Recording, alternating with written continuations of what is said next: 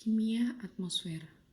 Lapisan bumi terdiri dari 3 lapisan antara lain litosfer yaitu tanah, hidrosfer yaitu air, dan atmosfer yaitu udara. Atmosfer adalah lingkungan udara yaitu udara yang meliputi bumi ini. Udara merupakan sumber alam yang paling banyak kita butuhkan. Bila kita bandingkan besarnya peranan antara makanan, air, dan udara bagi kehidupan manusia dan hewan, ternyata tanpa makanan, manusia dan hewan dapat bertahan hidup tidak lebih dari 5 minggu. Tanpa air, manusia dan hewan dapat bertahan hidup tidak lebih dari 5 hari. Sedangkan tanpa udara, manusia dan hewan hanya mampu bertahan hidup tidak lebih dari 5 menit. Sehingga bisa kita katakan bahwa setiap hari kita membutuhkan udara lebih banyak daripada air dan makanan. Atmosfer terdiri dari atmos yang berarti uap air dan gas, dan juga sphaera yang berarti selimut. Sehingga atmosfer adalah lapisan udara yang menyelimuti bumi dan merupakan reaktor yang sangat besar, yaitu tempat terjadinya berbagai reaksi antara berbagai unsur dan senyawa yang diemisikan dari berbagai kegiatan di bumi. Atmosfer merupakan sumber oksigen bagi pernapasan dan karbon dioksida bagi reaksi fotosintesis. Atmosfer sebagai komponen dasar dari siklus hidrologi, karena atmosfer menjadi media transportasi air dari lautan ke daratan, yaitu saat pembentukan terjadinya hujan atau kondensasi uap air. Di sini kita lihat bahwa fungsi atmosfer adalah sebagai pelindung kehidupan di bumi. Sebagai pelindung utama kehidupan di bumi karena dapat menyerap banyak sinar kosmik dari angkasa luar. Apa itu sinar kosmik? Sinar kosmik adalah partikel yang memiliki energi sangat tinggi, diduga dari sisa-sisa bintang mati yang terdiri dari unsur litium, berilium, boron, dan helium. Dikatakan berbahaya karena sinar kosmik dapat merusak jaringan listrik, merusak sinyal kereta api atau pesawat, bahkan dapat menyebabkan kanker kulit dan cacat lahir. Fungsi atmosfer yang lain adalah menjaga keseimbangan panas bumi, yaitu menyerap radiasi elektromagnetik atau radiasi inframerah dari sinar matahari, sehingga mampu menjaga keseimbangan panas di bumi atau melakukan stabilitas suhu di permukaan bumi. Di samping fungsi yang cukup banyak dari atmosfer, di sisi lain atmosfer juga bisa menampung berbagai bahan pencemar yang dihasilkan terutama oleh kegiatan manusia. Hal ini dapat menyebabkan kualitas atmosfer menurun, terjadi perubahan sifat atmosfer, sehingga memberikan dampak negatif bagi keseluruhan makhluk hidup. Di sini kita akan belajar mengenai segala macam tentang atmosfer, baik dari sifat dan susunan atmosfernya, pembagian wilayah atmosfer, keseimbangan panas bumi, bahan kimia dan reaksi-reaksi fotokimia dalam atmosfer. Sifat dan susunan atmosfer. Sifat-sifat atmosfer yang pertama memiliki massa sehingga menimbulkan tekanan. Yang kedua, dia tidak berasa, tidak berbau, dan tidak berwarna. Yang ketiga, transparan dalam beberapa bentuk radiasi. Dan yang keempat, dia dinamis dan elastis sehingga dapat mengembang dan menyusut serta dapat bergerak dan berpindah. Karakteristik atau sifat atmosfer sangat luas, terutama disebabkan ketinggiannya dari permukaan bumi atau altitude. Massa, kerapatan, dan tekanan akan menurun secara tajam dengan semakin jauhnya jarak udara dari permukaan bumi. Sehingga ada pertanyaan, kenapa semakin tinggi suatu tempat suhu udaranya semakin dingin? Nah, jawabnya adalah hal ini dipengaruhi oleh tekanan udara di tempat tersebut. Nah, sekarang apa itu tekanan udara? Coba kita bayangkan jika kamu ditimpa atau ditumpuk oleh dua temanmu yang berbadan sama besar. Pikirkan, siapa yang merasa paling sakit dan menanggung berat paling besar? Pasti orang yang ada di dasar tumpukan, bukan? Dan yang paling ringan bebannya adalah orang yang berada di paling atas. Sama halnya dengan udara. Udara juga memiliki berat dan punya kecenderungan untuk menekan udara di bawahnya. Akibatnya, lokasi yang lebih rendah akan memiliki kerapatan molekul udara yang lebih tinggi. Intinya, molekul udara di dataran rendah menjadi lebih padat, sedangkan di dataran tinggi akan jadi lebih renggang. Lalu, apa hubungannya molekul udara dengan suhu yang dingin? Semua itu berkaitan dengan yang namanya teori gerak Brown. Jadi ternyata molekul gas itu akan bergerak terus sepanjang waktu, menghasilkan energi kinetis atau kinetik, yaitu energi yang diperoleh karena gerakan. Dan seperti yang dijelaskan sebelumnya bahwa di dataran rendah, molekulnya lebih padat daripada dataran tinggi. Perumpamaannya adalah bayangkan sebuah ruangan dengan 10 orang yang terus bergerak. Pasti suatu saat menimbulkan tabrakan dan gesekan antar orang, bukan? Nah, di hukum fisika, gesekan dan tabrakan akan menimbulkan panas. Sekarang, apa yang terjadi bila dengan ruangan yang sama kita tambahkan menjadi 100 orang, lalu 1000 orang? Pasti semakin padat orang yang ada di ruangan tersebut, semakin banyak gesekan yang terjadi, bukan? Begitu pula dengan molekul gas yang ada di sekitar kita. Jadi, mari kita tarik kesimpulannya bahwa semakin tinggi sebuah wilayah, tekanan udara akan makin kecil, energi kinetiknya makin kecil, gesekan antar molekul udara akan semakin berkurang, dan suhunya juga akan makin kecil. Atau bisa kita kaitkan misalnya dengan adanya sinar matahari, bahwa bagian daerah yang rendah suhunya paling hangat. Karena apa? Karena permukaan bumi akan menyerap radiasi panas dari matahari dan menyalurkan panasnya ke udara. Kita beruntung suhu di bawah tidak terlalu dingin, karena pada suhu dingin atau di lapisan atas akan membentuk lapisan yang membuat oksigen tidak bisa menembus, sehingga oksigen di daerah tersebut akan terbatas jumlahnya. Susunan atmosfer. Atmosfer terdiri atas beberapa gas yang dipertahankan oleh gravitasi bumi dan digunakan untuk melindungi bumi. Udara kering pada atmosfer mengandung gas nitrogen 78%, oksigen 21%, dan gas-gas mulia seperti argon 0,9%, karbon dioksida 0,03%, dan beberapa gas lainnya dalam jumlah yang sangat kecil atau disebut gas renik, yaitu sebesar 0,07% yang biasanya dianggap juga sebagai polutan. Polutan ini selalu dapat ditemukan di udara karena berasal dari proses alami atau proses alam. Contohnya, belerang dioksida. Misalnya terbentuk dari oksidasi hidrogen sulfida secara alami yang berasal dari semburan gunung berapi. Atau kilatan halilintar akan menyebabkan nitrogen dan oksigen bereaksi membentuk oksida nitrogen. Atau bisa jadi aktivitas biologik pada senyawa nitrogen dalam tanah juga akan menghasilkan oksida nitrogen. Bisa kalian dilihat di tabel ini bahwa ternyata kelimpahan gas renik yang paling banyak ada pada metana. Karena metana dihasilkan dari fermentasi atau pembusukan atau degradasi oleh bakteri anaerob. Gas-gas ini tidak terakumulasi di udara tetapi akan hilang secara alami. Proses alami ini akan menyebabkan udara relatif aman bagi kesehatan. Nah, berbeda keadaan jika ada aktivitas manusia. Aktivitas manusia dapat mengganggu proses-proses alami. Proses pembakaran seperti bahan bakar berlangsung cepat dan menghasilkan suhu tinggi. Sedangkan pembusukan dan respirasi merupakan proses alami yang berlangsung lambat pada suhu rendah. Gas dan partikulat yang dihasilkan pada proses yang dilakukan manusia ini dapat mengganggu alam. Bahan-bahan ini akan menjadi polutan jika konsentrasinya relatif tinggi, sehingga proses penghilangannya akan tidak secepat proses pembentukannya. Senyawa-senyawa yang termasuk sebagai polutan udara diantaranya ada partikulat, oksida belerang, karbon monoksida, oksida nitrogen, hidrogen sulfida, sehingga polutan mempunyai sifat unik dan berbeda dari sifat polutan lainnya.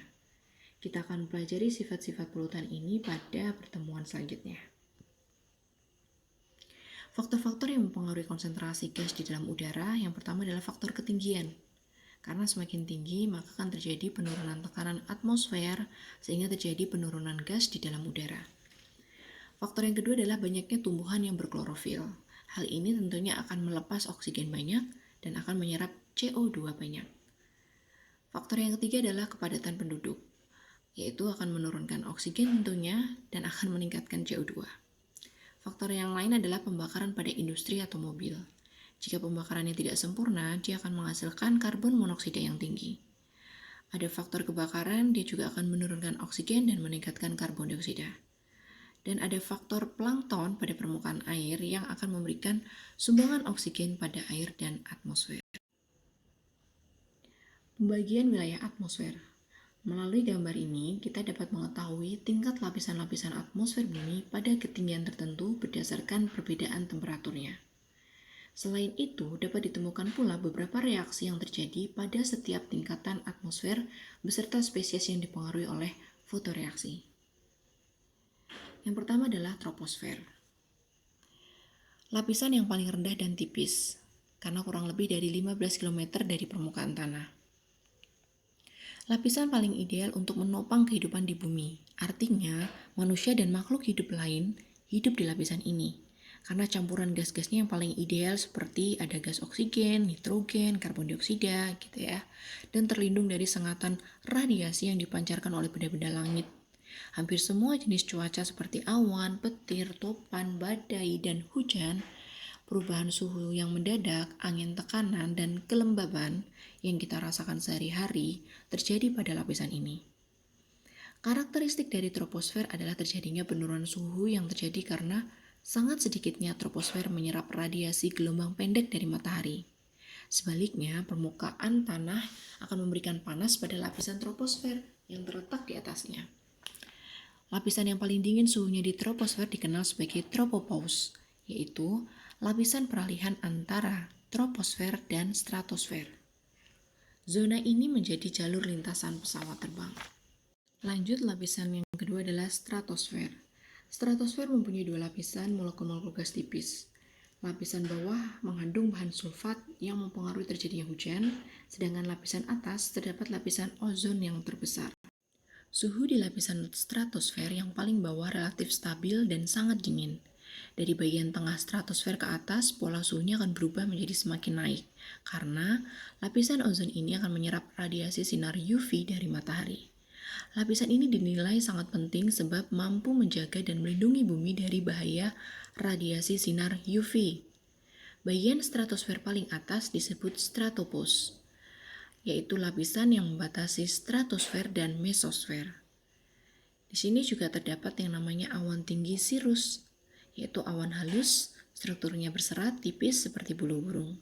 Untuk lebih jelasnya nanti akan ditampilkan gambar awan cirrusnya. Kemudian mesosfer. Pada lapisan ini, suhu kembali turun ketika ketinggian bertambah. Suhu udara yang sangat dingin ini akan menyebabkan meteor-meteor dari luar angkasa yang sangat panas akan pecah dan berubah menjadi batuan-batuan kecil yang tidak membahayakan bagi kehidupan di bumi. Makanya sebagai pelindung bumi. Di mesosfer terdapat lapisan ion atau udara yang bermuatan listrik. Lapisan ion ini akan terbentuk karena sinar UV pada molekul-molekul udara akan bertemu dengan elektron yang bermuatan listrik negatif sehingga terjadi yang namanya awan noctilucent. Awan noctilucent ini terbentuk dari kristal es. Ya, jadi awan sinar malam yang berasal dari uap air atau debu meteorit atau komet atau vulkanik gitu ya.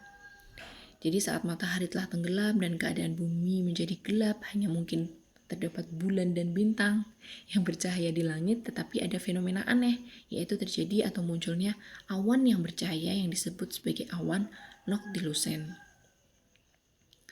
Kemudian lapisan yang keempat adalah termosfer. Dinamai termosfer karena terjadi kenaikan temperatur yang cukup tinggi pada lapisan ini. Perubahan ini terjadi karena serapan radiasi sinar UV.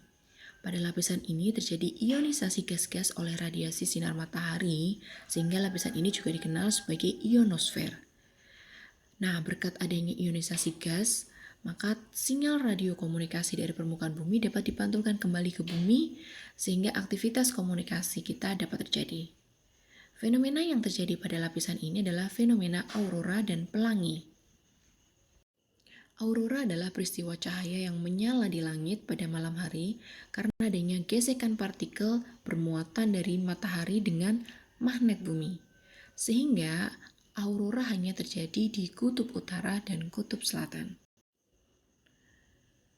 Nah, sebenarnya ada lapisan lagi yang namanya eksosfer, yaitu lapisan yang paling luar dalam atmosfer bumi. pada lapisan ini akan mempengaruhi gaya berat yang sangat kecil. Benturan antara bagian-bagian udara jarang terjadi, sehingga meteor mulai berinteraksi dengan susunan gas-gas atmosfer di bumi. Kandungan gas utama pada lapisan eksosfer ini adalah hidrogen. Kerapatan udaranya semakin tipis dan satelit-satelit buatan biasanya berada di lapisan ini. Nah, bisa kalian lihat ini ada fenomena-fenomena alam yang sudah Ibu jelaskan tadi. Di setiap lapisannya ada awan cirrus, awan noctilucent, dan aurora. Keseimbangan panas bumi. Apakah pentingnya radiasi matahari bagi kehidupan di bumi?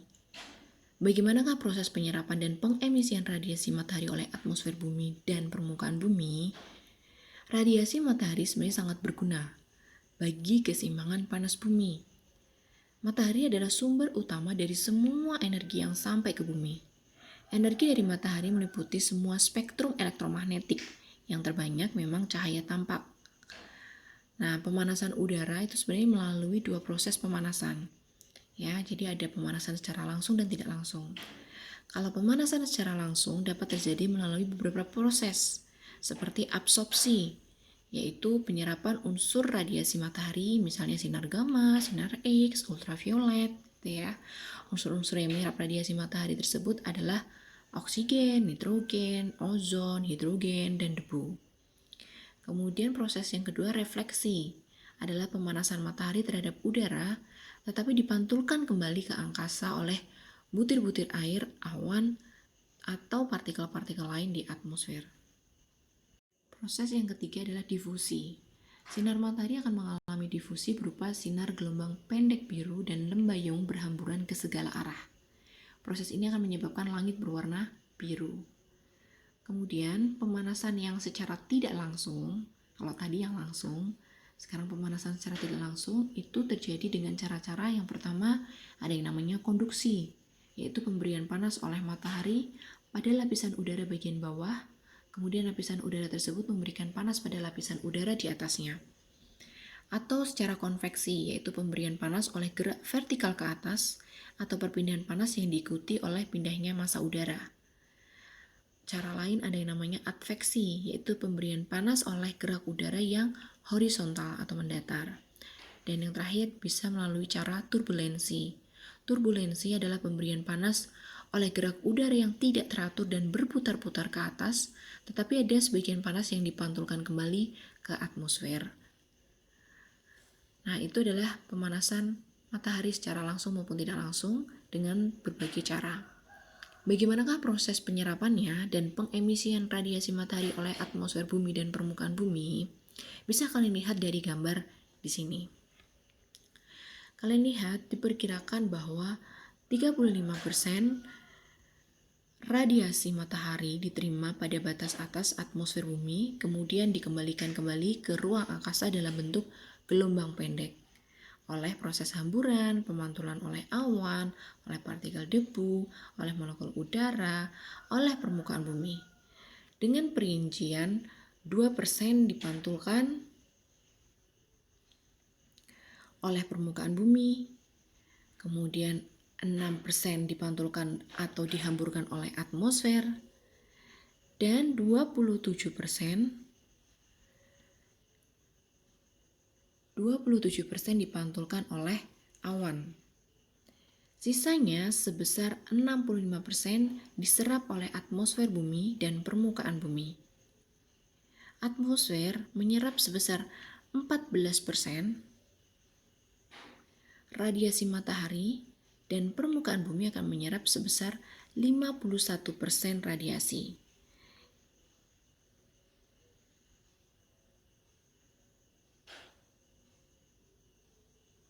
Radiasi yang diserap di permukaan bumi akan digunakan untuk memanasi atmosfer dari bawah. Dari 51% radiasi yang diserap permukaan bumi, 34% berasal dari radiasi matahari dan 17%-nya lagi dari radiasi difusi atau radiasi langit. Dengan demikian, hanya 65% dari radiasi matahari yang dapat digunakan untuk memanaskan atmosfer bumi, yaitu sebesar 14% yang langsung diserap oleh atmosfer dan 51% yang diserap oleh permukaan bumi. Radiasi rata-rata yang dipantulkan ke ruang angkasa harus sama dengan yang diserap dari matahari. Karena temperatur rata-rata tahunan bumi secara keseluruhan terjadi konstan, artinya bumi tidak bertambah panas atau bertambah dingin. Maka 65% dari radiasi matahari yang diserap atmosfer dan permukaan bumi harus dipancarkan kembali ke ruang angkasa dalam bentuk radiasi gelombang panjang, sehingga tidak boleh ada radiasi yang menumpuk di bumi. Bentuk dan kuantitas pancaran radiasi sistem atmosfer bumi ada dijelaskan pada gambar berikut. Nah, dilihat dari gambar tersebut bahwa kita bisa melihat bahwa 14% tadi, 14% hilang ke ruang angkasa dan tidak memanasi atmosfer. Nah, radiasi dari bumi sebesar 6% ini yang diserap atmosfer disebut sebagai radiasi efektif.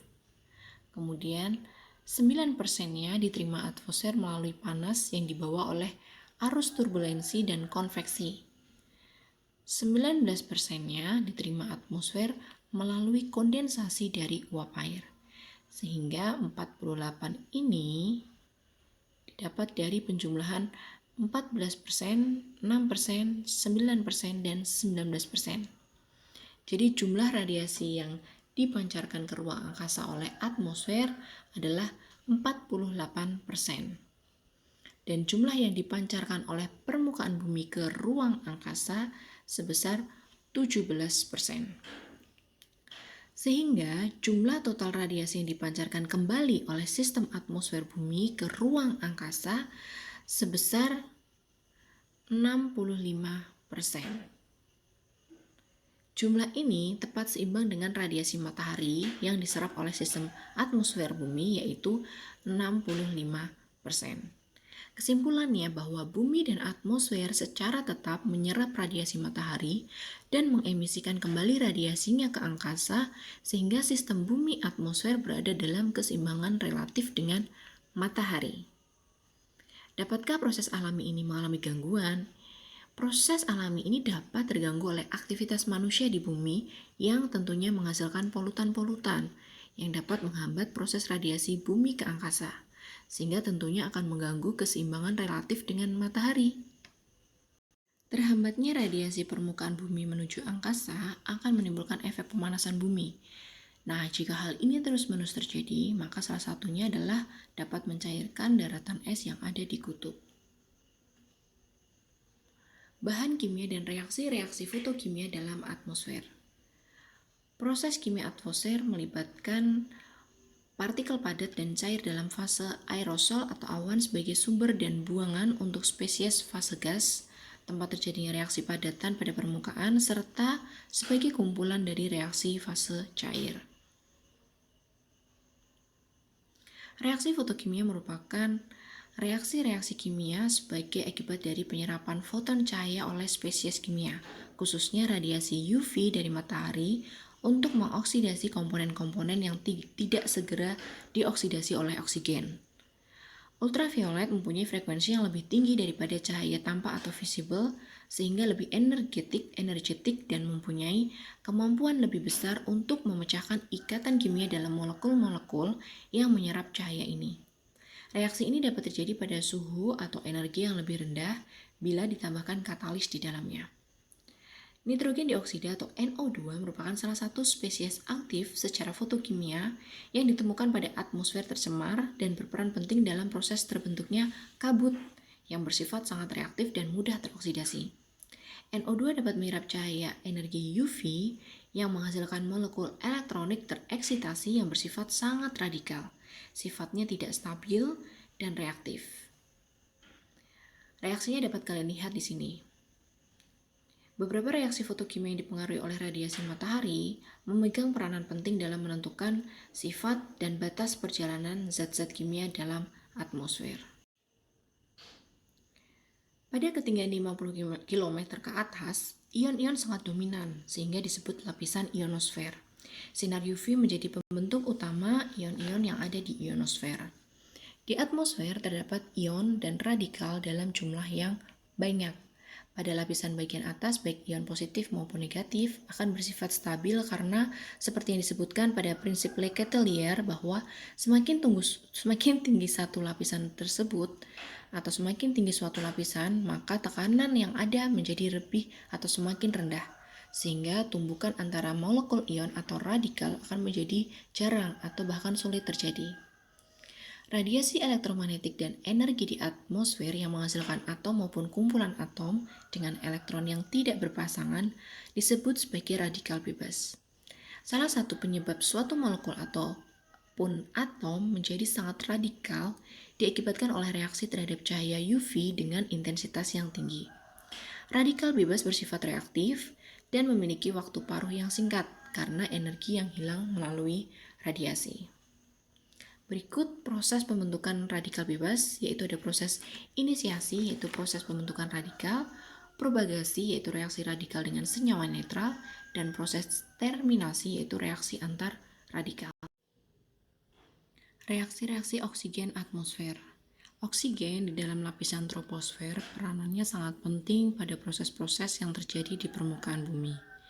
Contohnya oksigen dikembalikan ke atmosfer melalui proses fotosintesis tumbuhan hijau. Kegiatan atau kegunaan oksigen di lapisan troposfer adalah yang pertama, oksigen atmosfer diperlukan untuk melakukan reaksi pembakaran bahan bakar fosil, yaitu di sini reaksinya adalah metana, gas alam, kemudian direaksikan dengan oksigen menghasilkan karbon dioksida dan air. Kegunaan lainnya, oksigen digunakan pada proses oksidasi oleh udara dan digunakan oksigen atmosfer untuk organisme aerobik degradasi bahan organik. Ada reaksi fotokimia pembentukan senyawa ozon di atmosfer karena pada atmosfer di bawah oksigen itu sangat stabil, sedangkan atmosfer bagian atas, oksigen sebagian berbentuk atom dan sebagian akan tereksitasi dan cenderung berbentuk ozon. Ozon dapat mengabsorpsi radiasi sinar UV yang sangat berbahaya pada organisme sehingga lapisan ozon sebagai pelindung bumi. Nitrogen atau reaksi-reaksi dari nitrogen atmosfer. Nitrogen merupakan salah satu pengukur atmosfer dengan kandungan yang paling tinggi. Perubahan konsentrasi nitrogen melalui reaksi kimia dengan bantuan halilintar dan proses pembakaran oleh manusia. Tidak seperti oksigen yang mengalami disosiasi hampir sempurna menjadi nomor atom di daerah atmosfer dengan altitude yang lebih tinggi, molekul nitrogen terdisosiasi secara langsung oleh radiasi UV. Tetapi pada altitude melebihi 100 km, atom nitrogen dihasilkan oleh reaksi fotokimia, sehingga menghasilkan atom seperti reaksi ini. Keberadaan ion nitrogen oksigen atau NO sangat banyak pada daerah ionosfer. Zat pencemar udara adalah oksida nitrogen. Jadi zat-zat pencemar oksida nitrogen terutama NO2 merupakan jenis pencemar utama dalam pencemaran udara dan pembentukan kabut fotokimia. NO2 akan mudah terdisosiasi secara fotokimia menjadi NO dan oksigen atomik yang reaktif. Radikal hidroksil dan hidroperoksil di atmosfer. Radikal hidroksil dapat terbentuk dari berbagai proses. Pada altitude lebih tinggi, pembentukan radikal hidroksil adalah dari fotolisis air. Radikal hidroperoksil terbentuk ketika atom hidrogen dari reaksi berikut dan bereaksi dengan oksigen. Karbon dioksida atmosfer.